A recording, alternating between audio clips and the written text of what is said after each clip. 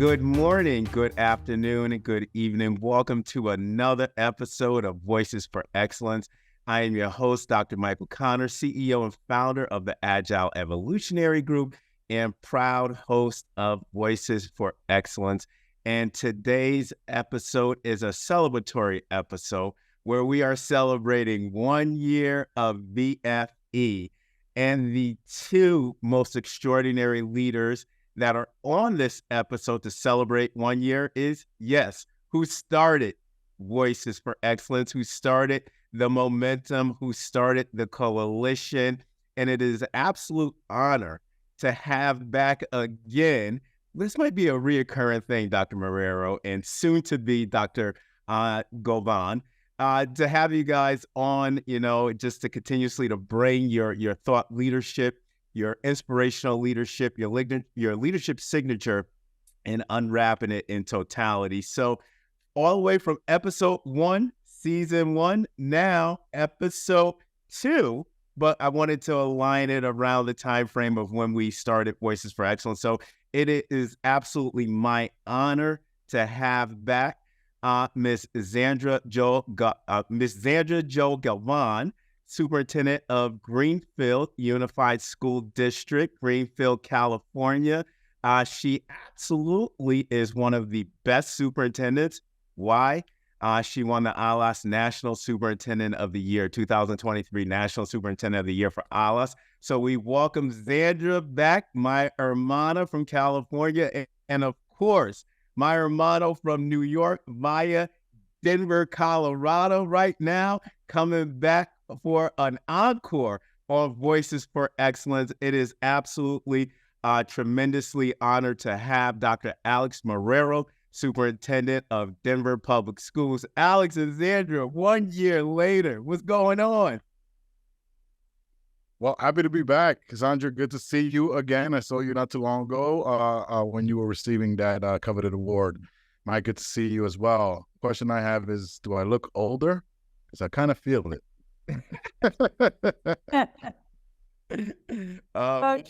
True. I know. That was my first impression was, oh my God, I hope we still look good for the year later, right? Mike, I just want to say, Dr. Connor, honored to be here a year later and to see your journey as a leader in this space and to have made such an incredible impact as you have in your career, but most importantly, this last year, to watch your movement navigating the nation is really impressive. So congratulations to you for making this a 1 year anniversary.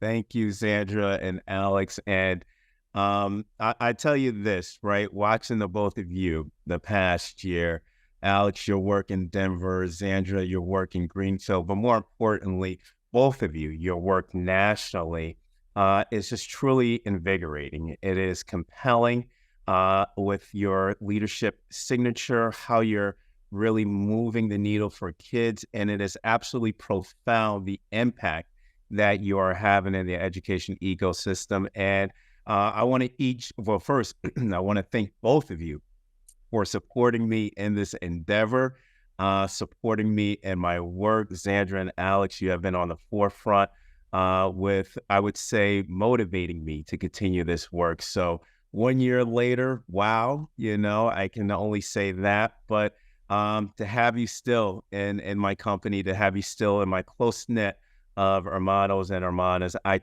truly, truly, truly, truly, Alex and Zandra, appreciate it. And that's why I want to have you back, because, I got to have the best of minds in the world on this podcast. So thank you, Zandra. Thank you, Alex. I'll tell you, I can't wait to see both of you again. I think I'll probably see both of you at the same time, maybe AASA. So I saw Alex already. Zandra, I'm going to see you for our academy. That is going strong. We're going to talk a little bit about that. But let's get right into the podcast, because I tell you, when I listened to the first episode, Zandra and Alex, that was bad. I'm talking about the host. I was nervous. I didn't know what to ask, kind of like, am I doing this correctly? And then, of course, when you get into, being a host of a podcast and having brilliant minds such as yourself, Zandra and Alex on this podcast is something that I'm like, oh, wow, I got to get better at this. So now I promise you. That's what we both put on the evaluation, by the way. I don't know if it got time. So. Well, Dr. Marrero, below basic. So I was below basic. I hope that now my improvement plan would actually show some improvements with this. But I want to start with both of you, right? And then each of you are going to get individual questions. But Zandra and Alex, this is the 1-year anniversary show, and a lot has occurred in the ecosystem since we last spoke about 365 days ago. So, Zandra, exactly 1 year ago, your equity song that you chose, it was the first question ever asked on VFV, and you answered the first question on VFV. That's going to be a trivia 5 years down the line. But your equity song that you chose was Rise Up by Andra Day. So, Zandra, when you walk in a room, what comes to mind when participants like Alex or myself are hearing you speak for the first time? So my song, when I think equity and just empowering our young girls, is Rise Up by Andra Day. Right. And Dr. Marrero, you disrupted the first question ever on VFE with 2 songs, Fight the Power by Public Enemy and UNITY by Queen Latifah. Equity song is Fight the Power by Public Enemy. I want to give you a female one as well. Am I allowed to, Michael Connor? Absolutely. Please. Right. So UNITY from Queen Latifah. Now, I want you to both to analyze this year, right? First, have we made progress in education in the context of your equity song? And then second, what must we continue to strive for in the AC stage of education in alignment to the lyrics in your equity song? Love it. Yes. So I think with the song I selected, Rise Up, I think there's so many facets and areas within education that we've had to rise up.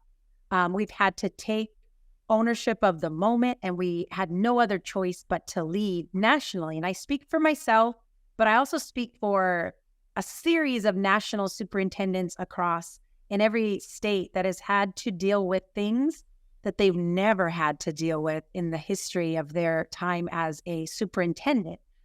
We were just coming out of the pandemic. Kids were back in school, a little bit of the honeymoon stage. Well, that's over. And so much of what we're seeing in our schools with the bringing to school of weapons, the mass amounts of students that have experienced a lot of trauma and mental illness during the pandemic, that we're seeing the aftermath and effects of that. So we've had to rise up and not do the same thing, but to do things differently. We're not just going to suspend and expel a kid without responding and analyzing the root cause of what is going to make this child better. So that's one aspect of things that we've had to deal with, but we've also had to deal with political issues at the dais and coming at us full speed ahead with the shunning of our LGBTQ plus community. Kids are kids and they need to be able to live their fullest life. And so having opportunities for us to support them, we've had to rise up against speaking truth to power in protecting the livelihood of children so they don't commit suicide and take alternative approaches because they don't feel seen, valued, and heard. And one other thing I'll mention, there's so many, but I want to make sure my hermano Alex, has his opportunity to speak on this topic as well. One more I'll share is just honoring our history.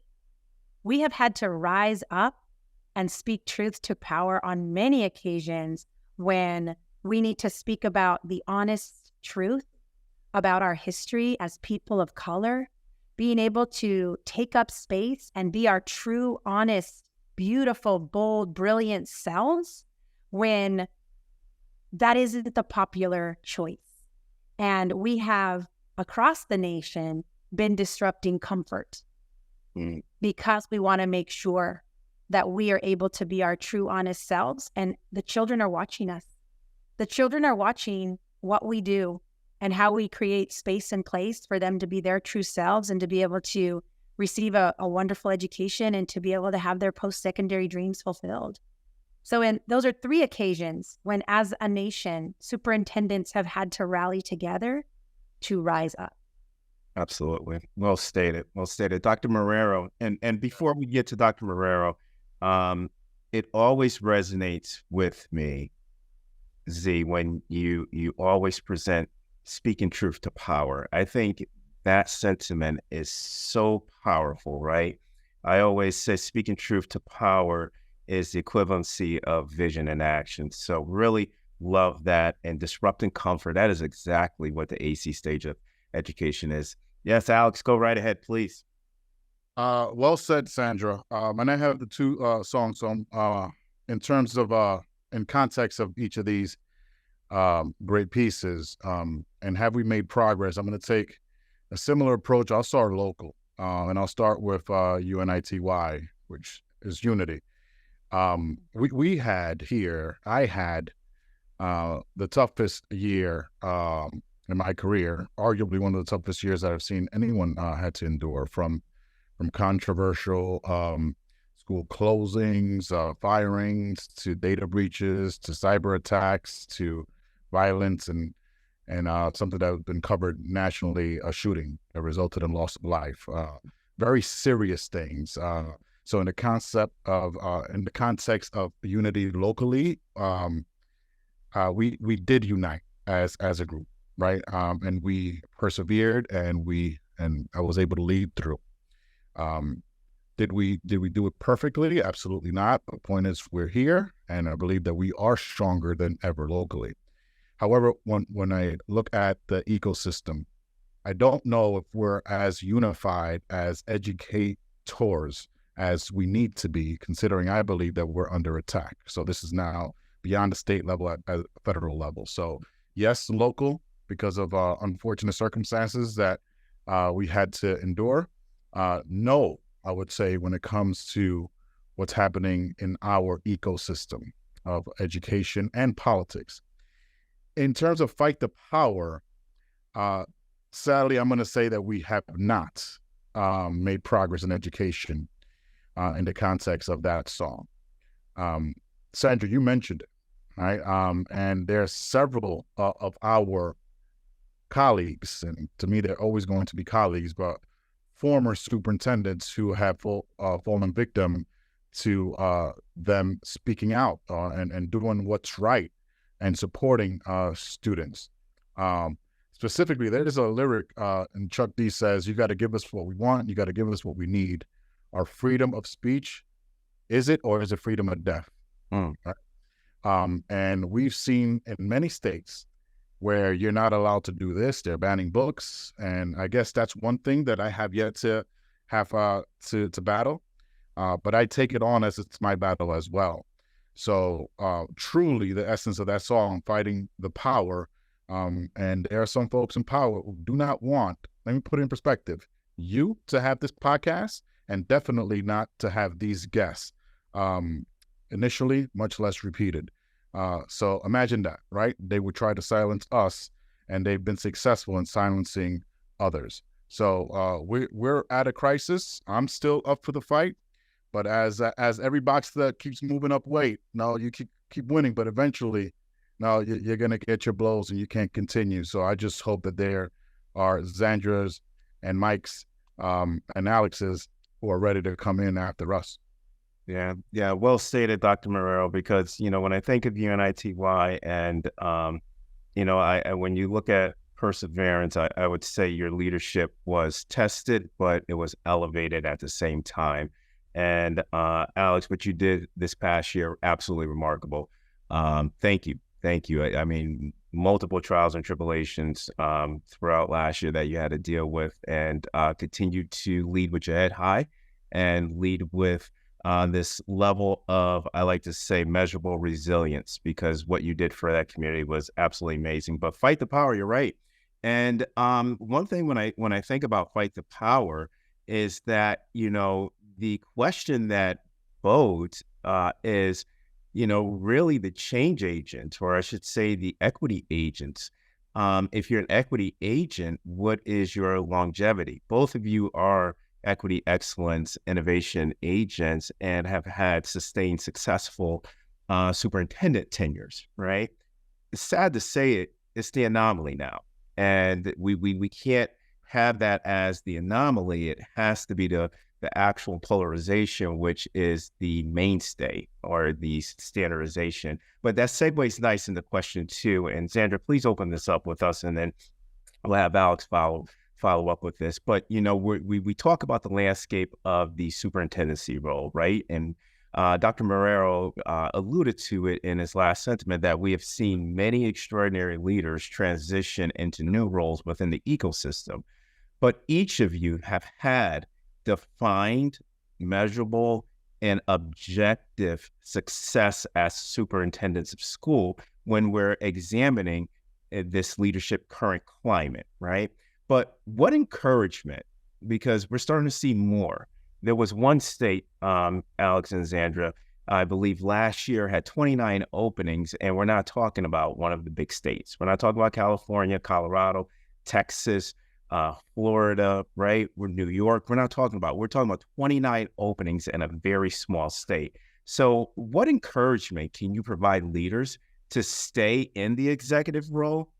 And then also, two, the sub-question is, what creative strategies can be employed to support aspiring leaders to continue this trajectory of leadership? Because I'm hearing now nationally is, do I really want to go in this when we're seeing superintendents leave at this exponential manner? Zandra, you want to start us off? I would. Thank you for that question. And I think the role of the superintendent has shifted. I remember being a teacher and not even knowing who my superintendent was. Yeah. You know, the presence. Gone are the days where you can be a manager. You have to be a communicator. You have to be a storyteller. You need to be a champion. You need to be present. You need to be in spaces and places in every function almost of your district to have that presence. And so the role of the superintendent has really shifted in terms of our presence and what we want to do. But I will also say that it's also the expectation of the public has shifted as well, and the role of the superintendent. And I say that because when you see contentious exits of a superintendent or a superintendent fired or asked to leave, it is not unity within the governance team. Board members may have a different expectation of our role as superintendents, and they need that superintendent to execute their directive.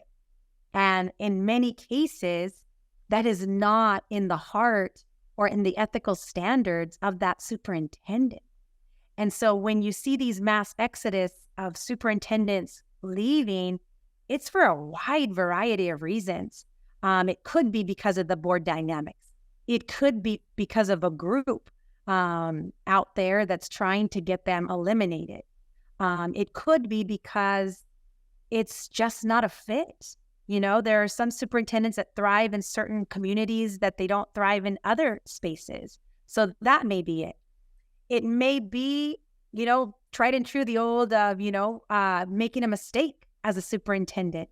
And one thing that everybody wants to make sure that there is there's a balanced budget every year, and there aren't errors because we took our eye off the ball. You know, there's so many reasons that this is a reality. But now I'm going to turn to the alternative of that. I am now 7th year in my superintendency. I've had staying power in this community, able to establish some really powerful relationships with the people. I haven't had a grievance since my first year. So 6 years clear of no grievances, 6 years clear of people coming and, screaming at board meetings for things that we as a team were doing wrong. And so I say all that because your question is getting to the root of why does the exodus, but then what's the promise? The promise is I want to encourage everyone to be a superintendent if that's in your heart, because I'll be honest with you, I love teaching and that was the greatest calling ever, but I love being a superintendent. I love it. I love being the person that gets to say yes. I love greeting kids. I love leading my team. I love creating strategic plans and vision and mission and core values. I love analyzing organization and seeing where our pitfalls are to rally the team to help support it. And so I say that to encourage others that if I can do it, you can do it. And when you want to say yes to the job, never, ever think that you're alone, because you never are. Alex is someone I know I can call anytime. He can call me. I can call you, Mike, as a previous, holding that position, and I can ask you any question. I'm so proud to have, in my arena, people that mentor me, that I can go, veteranos that have done this work successfully, that I can call them and say, hey, here's my dilemma. What would you do if you were in my position? And I respect them. I also have circles of people. I have hermanas, I have sister circles that I can call on. I have a sister soup group all over the nation that are successful women that I respect, that I turn to, and we mentor others. I'm proud to be a mentor with ASA, with the Latino cohort, as well as the female cohort. Proud to be with ALAS and our board that are grooming the next generation of Latinos. Those affinity groups are so important. But anyone who's never been a superintendent and say, should I do it? I'll give you some advice. The one thing you always want to do is have your circle, your sense of belonging with the group, but also be on the same team with your board. Have clarity with your board.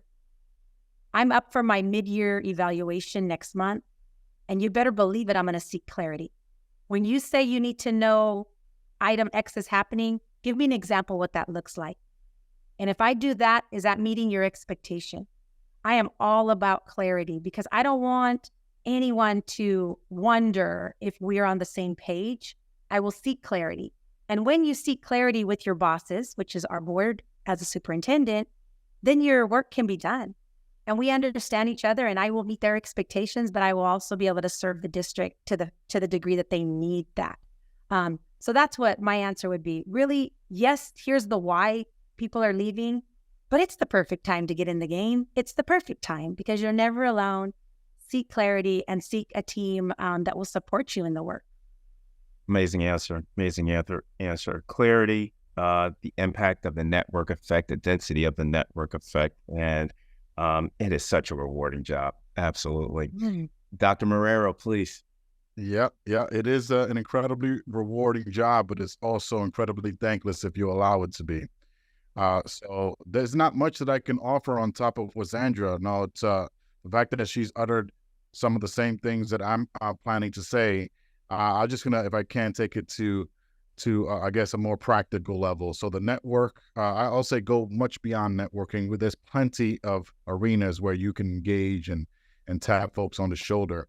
The severity and the need for great leaders that can manage and develop relationships with the board and sustain the consistent blows is insurmountable, right? So the need is there, the demand is there. So you need a support system, as Zandra mentioned. So this was taught to me years ago, and I kind of function this way, although I don't call them board of directors.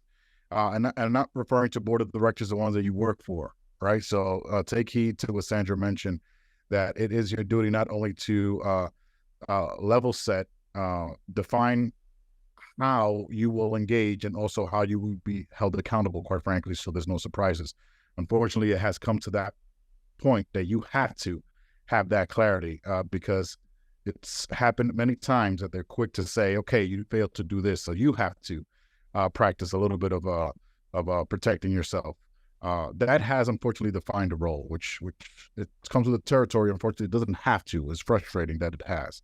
But when I say board of directors, I mean your own selected folks, whether it's your former professors, fellow superintendents, someone who can provide you some life coaching or executive coaching, folks who are going to give it to you in the most honest, direct way that you are going to appreciate it, right? Whether it's advice, whether here's what I'm thinking, or what do you think about that? So although they don't know that they're my board of directors, I have folks, right? A good amount of them are out east. So that works well because a 7 a.m. call here is 9 o'clock there, right? So, and when I'm tapping them, they think it's, hey, Alex is just checking in. No, I'm really picking your brain. So those trusted folks who will hold you accountable. So that's what I would say. Get your board of directors, because we've had a tremendous amount of folks who have, unfortunately, and here's where I'm going to go to something that, and I definitely don't want to age my colleague and good friend here, Zandra. But the ones that I looked up to and still do, because just because you were doing the work, you're still great in my eyes, right? Unfortunately, circumstances have prevented you from impacting change at a macro level and influencing the lives of kids who need it because of boards that have flipped or an attack on their journey towards equity. And they're still around. They're in our ecosystem. Unfortunately, a good amount of them aren't leading districts anymore. And at present day, there are some that we are hoping are able to withstand what they're going through right now. So we may even have some more fallen soldiers. Zandra, I know that this is the case for you. It would seem like yesterday we were looking and getting feedback, and right now people are coming to you, I bet, and coming to me as if we're now the guard of the folks who are supposed to lead the way for the next wave of leaders. And although you and I are more than capable, right? And yes, we're proven superintendents, and I put that in quotes, right? Because what does that really mean? That means that our veteranos, our mentors, have been taken out of their posts way too early. So Zandra and I are the vets, at least in the Latino sector. You would agree, Zandra, right? That though we're prepared and willing, that speaks volumes to what's happening across the ecosystem. That the greats who still have so much more to offer, a lot more in the tank, have been pushed aside. And that's incredibly frustrating. And many of those are part of that board of directors that I just mentioned. So, Veterana, Joe Galvan, I'm still up for the task. I know you are, but it's an absolute travesty that we have folks who have so much to offer who are no longer in the post, and some who may not even make it based on some, the craziness that they're dealing with in their respective districts. Yeah, Alex, well stated, because I tell you, we can probably just name those individuals, who need to get back in the game. And, I was talking to somebody, and this was at council, Alex and Zandra, and the analogy that, she provided, she said, Mike, it's like, you're at the same pool, and you had your group of people that you had first, and you became so connected with, and then a few years later, you go back to that same pool, and there's a whole new cohort of people that you just don't know. And I was like, wow.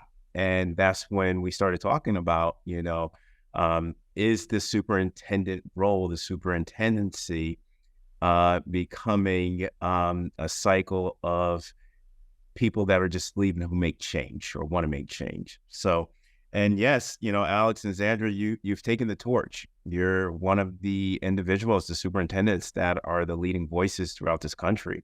And we have to continue to encourage people to stay in it, encourage our aspiring superintendents to double down on this work, because I love what you stated, Alex, board of directors, finding your own individual board of directors. And I think that is very, very important, i.e. your mentors, your coaches, people that you can just lean on just to cry on, right? Cry on a shoulder for, because sometimes we do need that. Yes, leaders do show levels of vulnerability, and showing that level of vulnerability is good. But Alex, I want to start with you, because you had mentioned the work around equity, right? And last year on our first episode, Alex, you unpacked, Zandra, you did too, but Alex, you unpacked the multiple layers, right? The multifaceted, multidimensional layers of equity. But the title of our show last year was Equity in Education, right? But from your perspective, and again, I want you to be able to analyze this from an observatory manner, very loose, abstract, high level. We don't have anything to measure it, but I just want you to rely on your experience for 1 year, 365 days. Have we made progress to germinate equity-driven designs in the AC stage of education? And what continued work needs to be accelerated based on your observations to reach this level of awe? And Zandra, you say so eloquently, awe means awe. So Alex, can you start us off with that?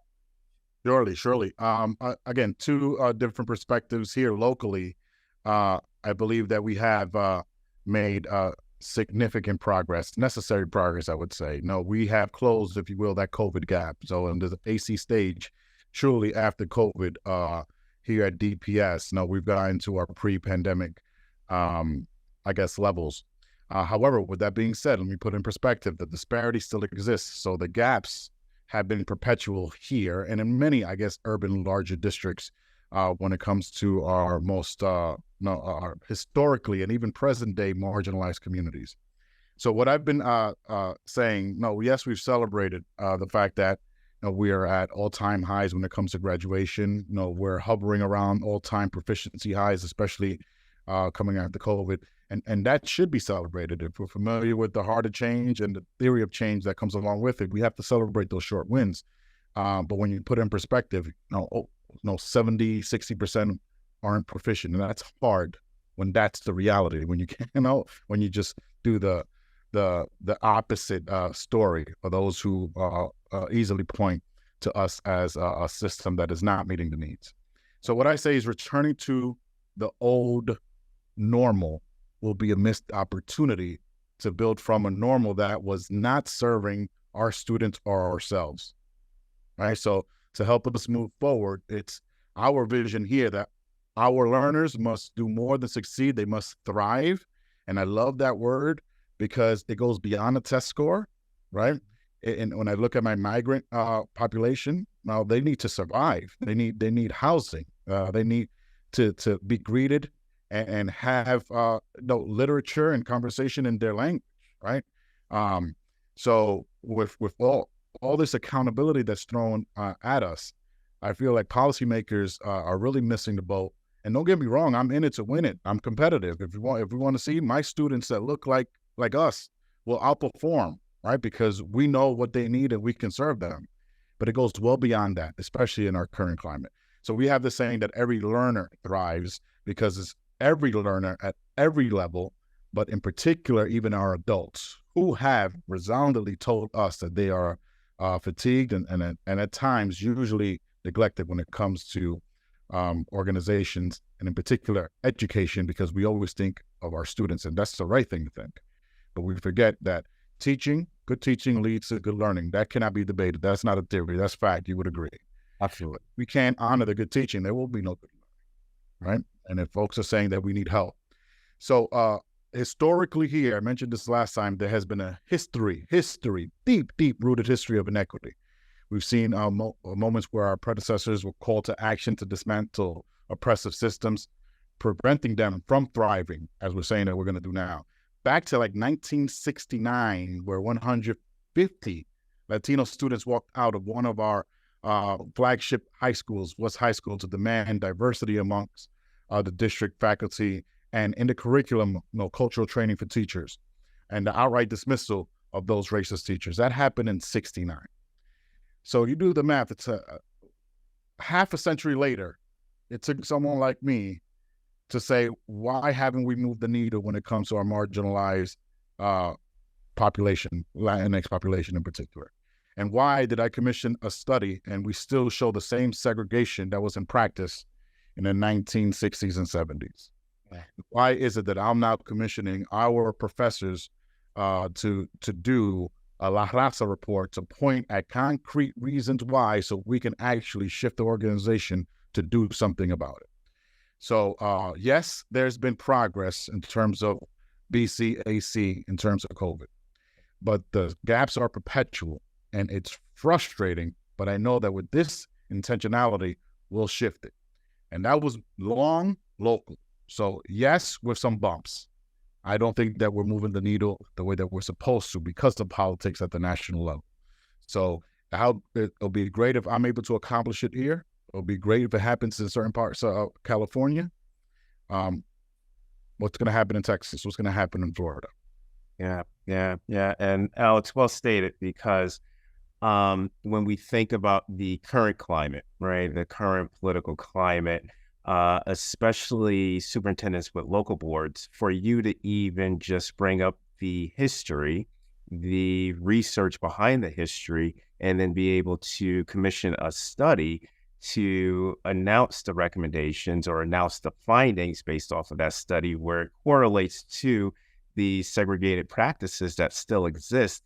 It takes, again, a bold and intentional and unapologetic leadership, right? Or I should say intentional, bold, and unapologetic leadership, in order to be able to unwrap that to the community and have story points aligned to that, to explain the why we have to be able to dismantle these disparities and inequities with that. So we're seeing that, Alex, at the local level. But again, I think in overarching essential question that we're going to continuously to ask ourselves is, how are we able to build a coalition for impact and influence to have that deep examination around systems and to be able to make bold and courageous changes, so these transformative practices are systematized.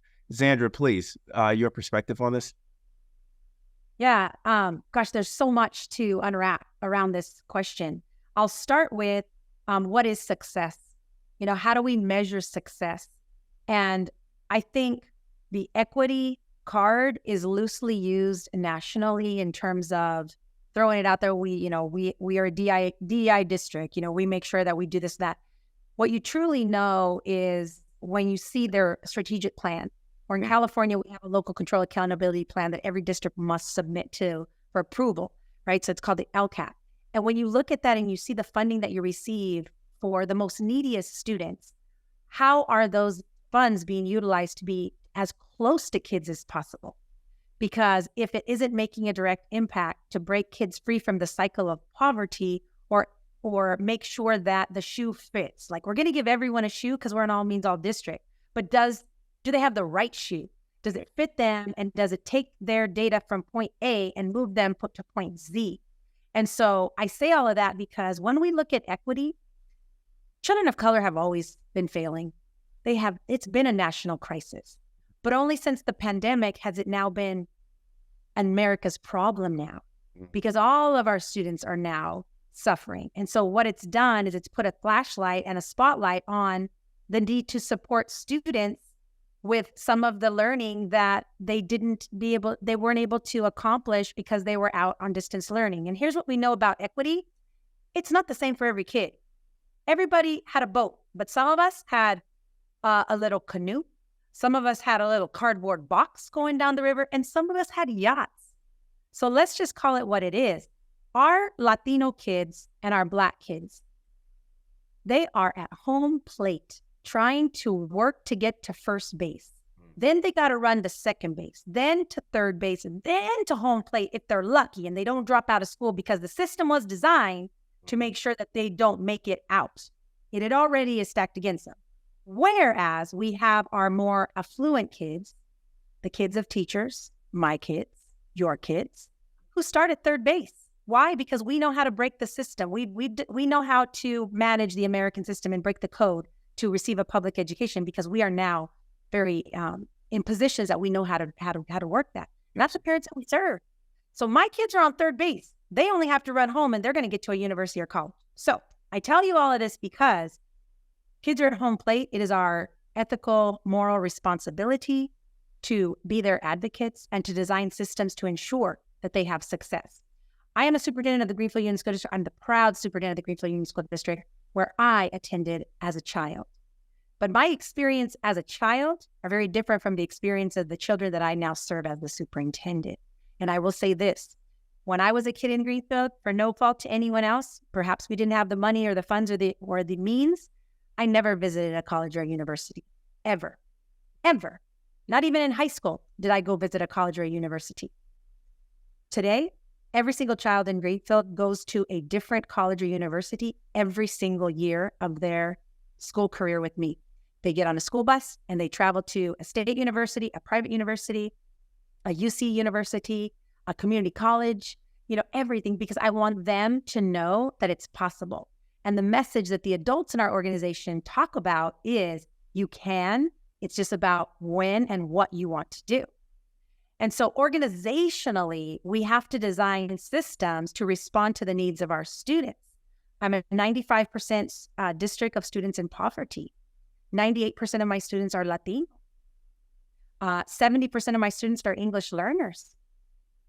14% of my students are special education. But 100% of them are intelligent, bold, and brilliant.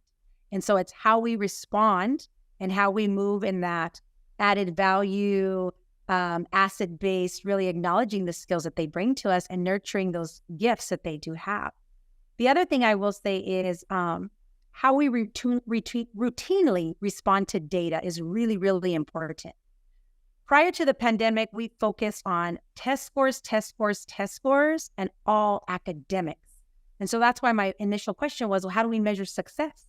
Is it because a student can master a test and get highly proficient or exemplary?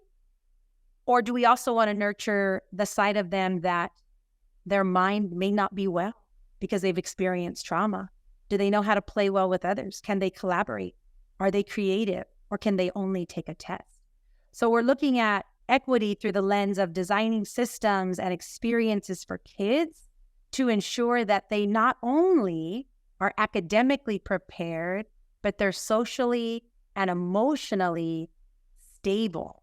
And so we do that by making sure that our counselors and our teachers know how to start every day with emptying the cup.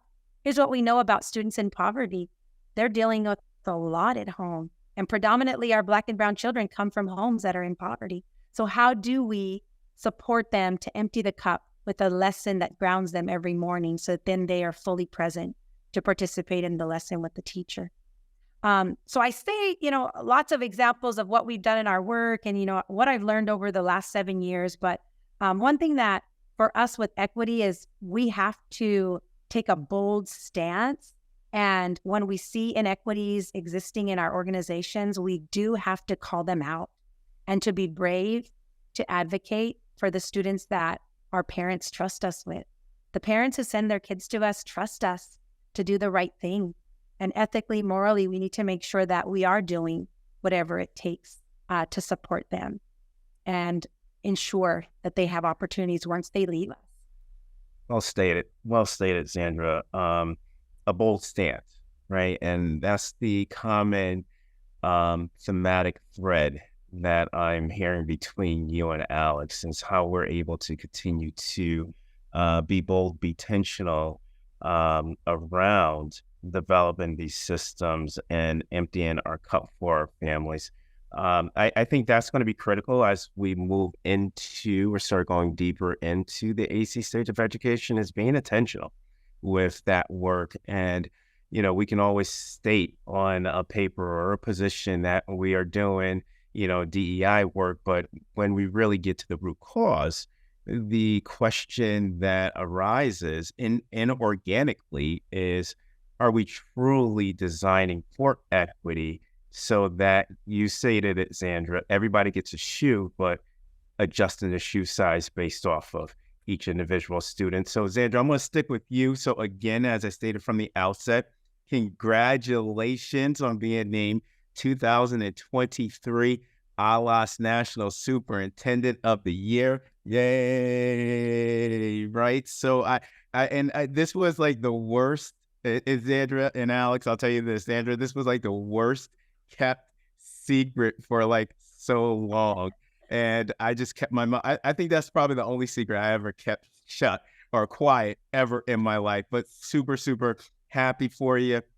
Super excited when you got it. I think I screamed louder than you did when I found out. So, but congratulations again. It has also been an honor to co-facilitate with you the CAUSA Academy for Leadership and Innovation with you and Dr. Roxanne Fuentes, Madam President of CAUSA.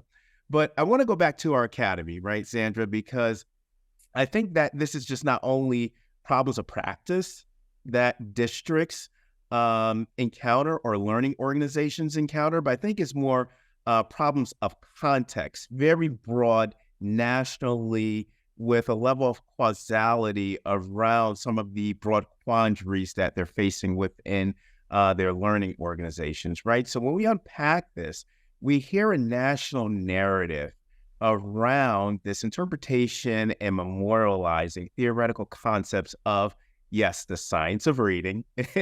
I know that's been a common, question and inquiry within our academy, but we're experiencing these issues across the nation, whether it be we start integrating these concepts from the foundational practices in our systems, from pedagogy and our MTSS model, and literacy-based practices where practitioners or teachers are going to have to become practitioners, where they're actively have this diagnostic lens to be able to change practices, emulation of medical doctors, right?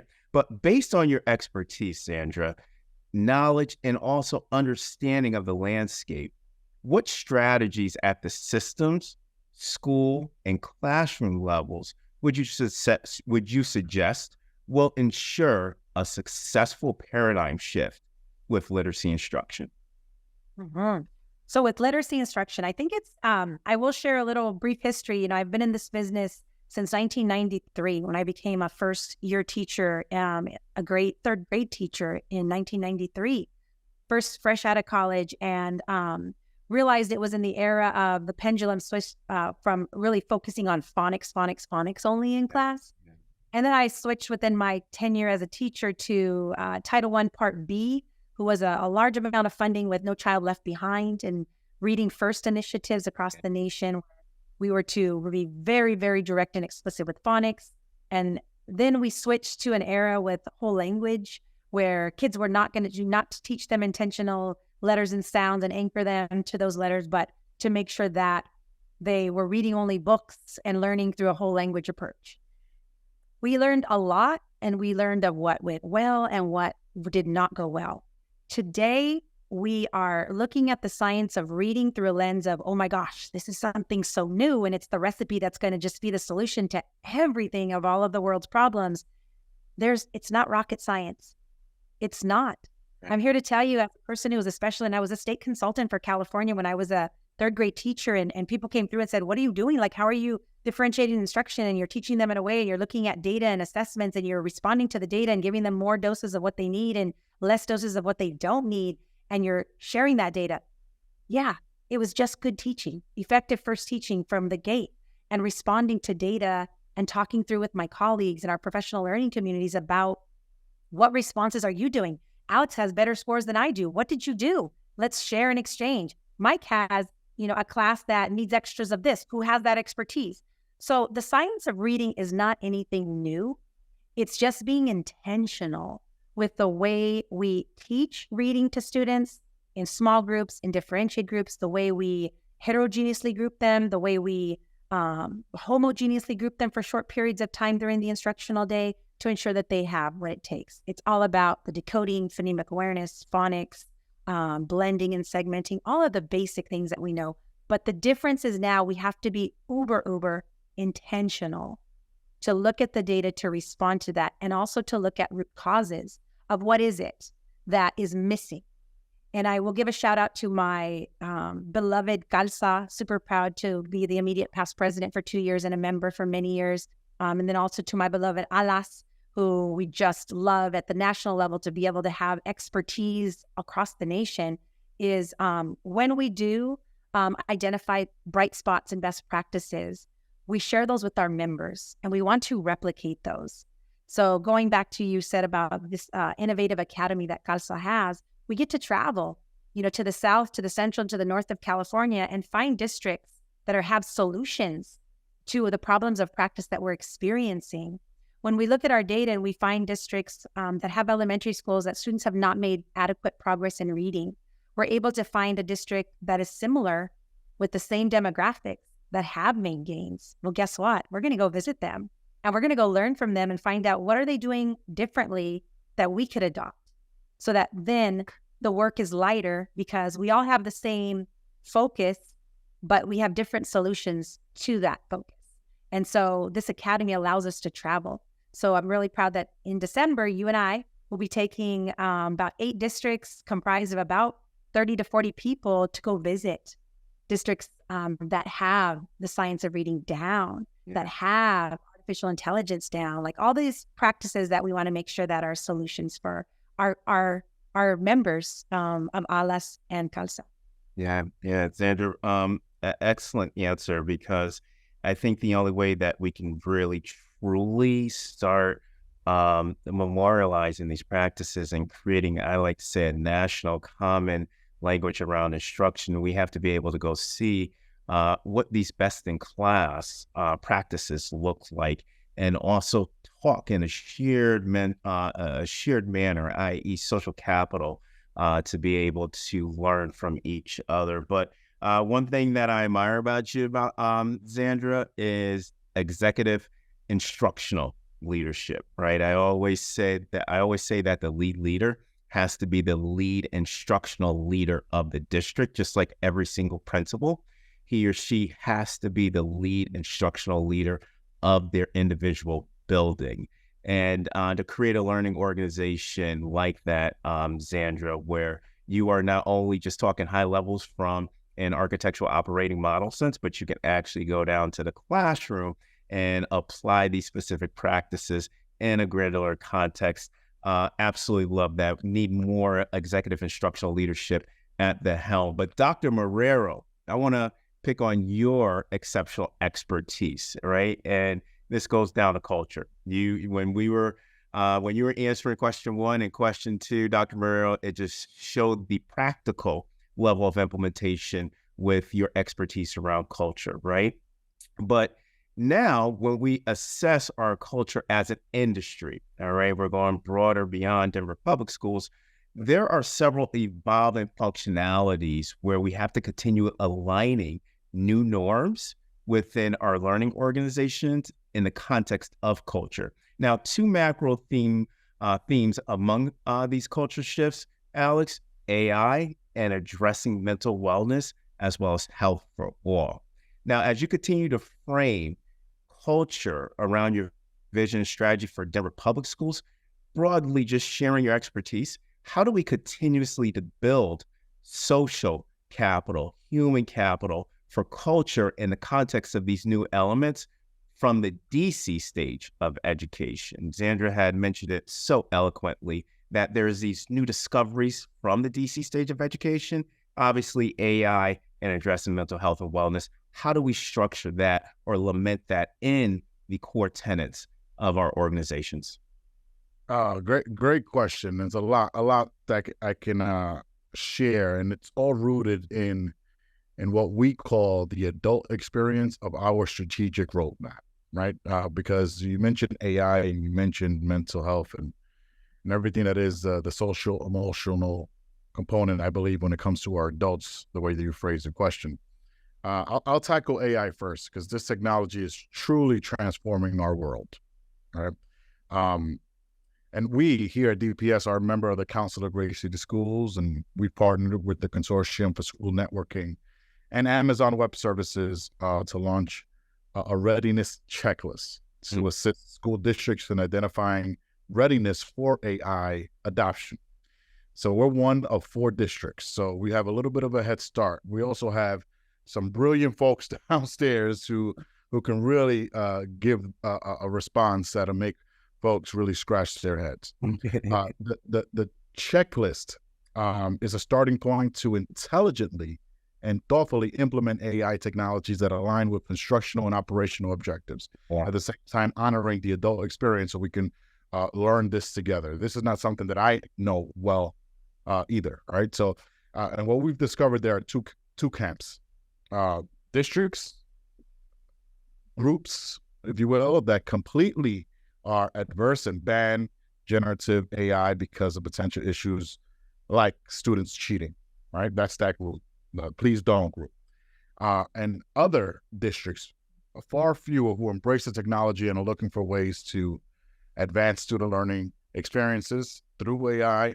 And that's where we stand. I believe that this is a cultural phenomenon, has the potential to increase student engagement in, quite frankly, ways that are unimaginable. I often say we're preparing students for jobs and careers and experiences that don't yet exist. This is that, right?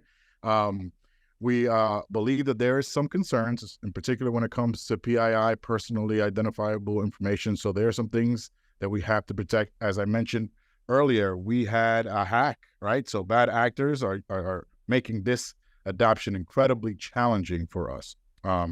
And also, there are some partners and companies who are just slapping AI in an attempt to make a quick buck, right? So there are some benefits, there are some major drawbacks. What I've learned in my exploration, and I even saw a recent study, I think it was Stanford, that indicates that the private industry are leaps and bounds ahead of higher ed, and it had no mention of K-12, meaning that we're so far behind that if we do not embrace, then our kids are going to be yearning in higher ed, as many are already, hence remedial courses, right? But when it comes to the workforce, we're not preparing students for the future, and that we should all be very concerned about. So the greatest challenge of this cultural phenomenon is educating the K-12 leaders, teachers, parents, and the public on its potential and also the areas of concern. So what we've done on a very practical level to your question is that this upcoming month, December, we're engaging in a local district review of that checklist that I mentioned. Then in a couple of months after that, we'll host an AI summit on AI readiness. Then we'll engage in some community meetings, right? So that's the best way to roll it out so folks can know what it is, and also students can know that we're embracing it. But to tie it into equity, which is, again, the focus of this podcast, the question that we've been asking is, do we have policy and practices in place to ensure equitable access to all in the district for approved Gen AI tools for all students and staff, right? If the answer is no, it's more of that boat analogy that Zandra mentioned, right? There are some who are using it right now, right? And we have to just deal with that reality. Second part of your question is a bit more common. So that was the unknown. That's that area that everyone, I shouldn't say, a good amount of folks are just afraid of. When it comes to mental health and wellness, engaging with the community to understand their needs and identify those areas where we can make the most impact. And this is something more familiar. We've done a great amount of like thought exchange surveys to really know what the root issue is, and we've gotten very clear. It's the fatigue. It's doing the whole less is more. And the one critical piece of feedback, just so as we're going down this journey, I think that we're checking off all we're doing in an intimate way. We're doing it the way that everyone will like it, right? Mm-hmm. But one thing that put it in perspective, and we put a lot of money, $80 million of our budget goes into student and staff mental health supports. Yeah. So we're all in, right? But I had a para who's also a parent, who said, all those companies that will remain nameless, all those folks that you have down in Central will remain nameless, giving me this one-size-fits-all approach to SEL. My kid is Black. I need Black SEL. And if they don't know that my kid is going to learn differently, they need a different approach as well. That put it in perspective to me, Doc. I go, here we are checking off the box, but it's no different than how we meet the needs of the student in the classroom. Sometimes you just need to switch up the practice, right? So I think that we all need to embrace all of these providers, which again, I won't name because they serve a great purpose. But I have yet to see one that diversifies their need for the kids that are the most neediest. And again, back to that migrant population. So that's a very practical approach of we're challenging both. Do we have it all figured out? No, but we're up for the challenge. Absolutely. And Dr. Marrero, well stated with that, prioritizing mental wellness and health in your district. Zandra, I remember you stated a while ago, if you want to look at someone's priorities, just check their strategic plan. And we know Dr. Marrero is stating that. And then one quote before we get into the last question, I want to state from Kareem Lakhani, one of my former professors at Harvard. He always stated that AI won't replace individuals. AI with humans will replace humans without AI. So thank you for that, Dr. Marrero. And last question for the both of you, Alex and Zandra. I'm going to limit both of y'all to 3 words. This is the only time I'm ever going to say this to both of y'all.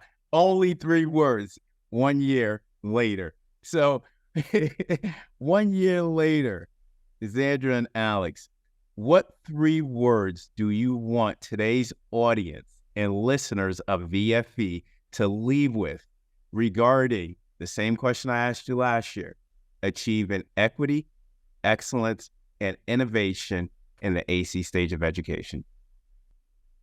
For the leaders out there that are listening, that have been moved by the message between Brother Alex, myself, and you, Mike, I want them to remember to stay